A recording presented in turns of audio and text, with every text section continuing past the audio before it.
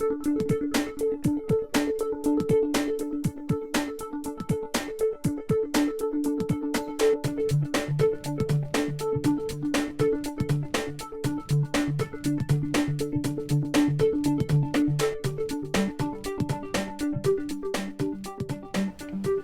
55 years ago, I started collecting fish when I was a young bloke at about 15. And what happened was I worked for a company called Pope, who made refrigerators. And I got this idea, I want to make some money, and I really like fish. And I used to breed goldfish on the side, but I got this idea of going commercial. So what I did was I grabbed hold of the refrigerator linings and I filled all the holes with fibrous washers and nuts and that to stop the water leaks. Then I fill them with water, and I had about 14 of these tanks. They used to hold some, probably 200 litres of like the fridge size, 200 litres of water. So I used to breed goldfish in that, and I used to catch the goldfish and then put them into the thing, into a bag, and ride my push bike up the road and sell the goldfish on the side of the road on a table and chair at Orwood. And that's how I started with fish. And since then, I've developed into marine. As you can see, I've got a marine tank here, and I've got some koi out the back in a goldfish tank as well. And I've got cichlids upstairs. So yeah, I have had a love affair with fish, very passionate about it, because it's so intriguing. And all these fish have got their own idiosyncrasies, and they all intermix with one another, and sometimes they fight, and other times they sort of think they're making love. But the thing is that they've got their own personality, and they all exude that through the tank if you follow it and watch it enough. And I normally come home from work every night, and I sit on a chair or a lounge with a cup of tea, and I watch the fish tank for some hour or so, or half an hour, whatever it is. I find it relaxing, I find it beneficial, I find it intriguing to watch the tank and the fish cohabitate with each other in the corals, and the way that they live. I mean, it's quite intriguing. There's a good variety of fish in here, as you can probably see, as well as a good variety of corals, and I think you need that in a tank. This is, and I said to one chap today, I said, do you think this is a coral tank with fish, or do you think it's a fish tank with coral? His answer was he thought it was perfect. He wasn't sure himself. So I think that sort of thing relates to fish keeping.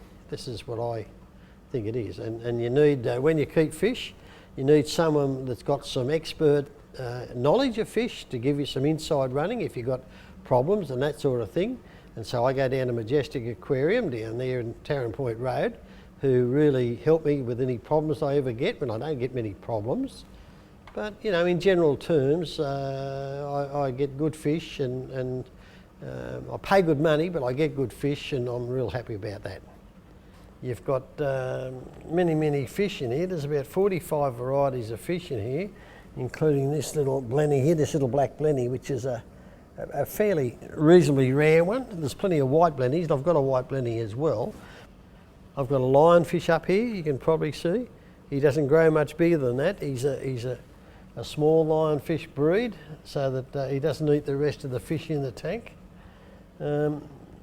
Many corals, open and close. I've got corals actually breeding in the tank.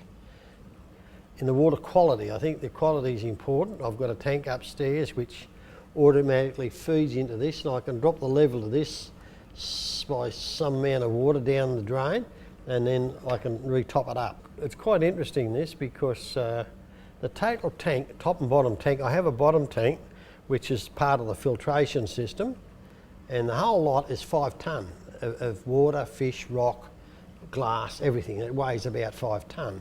So it's not a tank you could put in every house, because you have to reinforce it.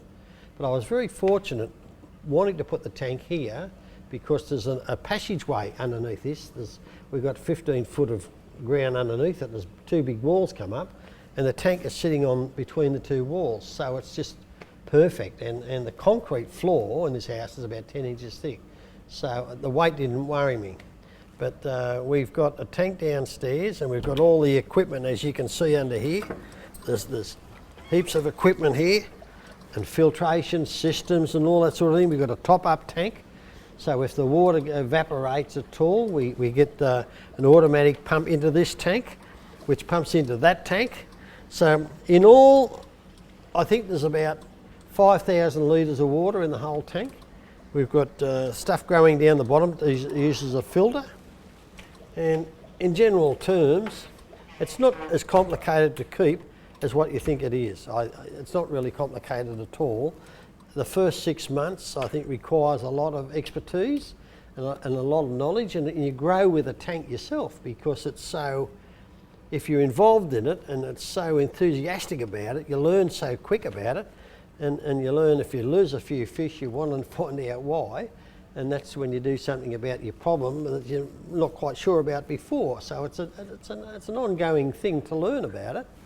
But for instance, this bloke here, this fish is called a goby, and you can see him filtering the sand. He eats the sand in the bottom, the coral sand, it's coral sand, and he eats that, and when he goes up there, and where you see these pieces of coral sand all over the rocks, it's because this bloke goes up in the air and he fills it and comes out his gill, and he takes all the pollution from the bottom of the tank, and he cleans it up and digests it. So he's a goby, called a goby, and he's an essential part of keeping a saltwater coral tank. My favourite fish would be either the French angel or the majestic angel. Here he is here. He follows you around, this bloke.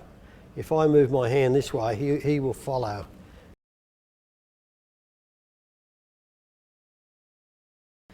This bloke's a cleaner wrasse. See that little bloke there?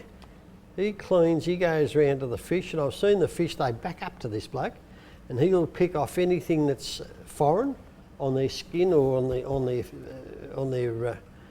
skin of the fish or in their gills, and you see his head go in the fish's gills and clean them, and then he leaves it and goes to the next one. It's quite interesting how they do it, and I think that's an essential part of having good fish as well. Okay, I'll just start doing some maintenance on the tank. I don't have to do anything. I call my maintenance person in. That's my wife, so I'll just call her in and we'll just see how she goes.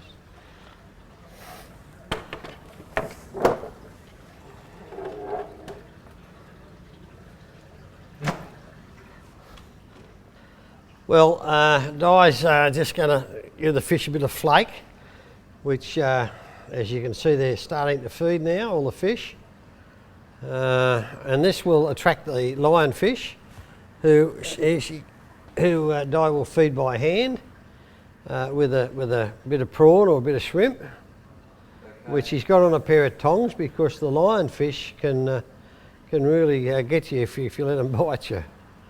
They're quite painful in the bite, so she uses the tongs. Fish loves the shrimp. He's a predator by nature, and anything in the tank that's smaller than his mouth, he's prepared to eat.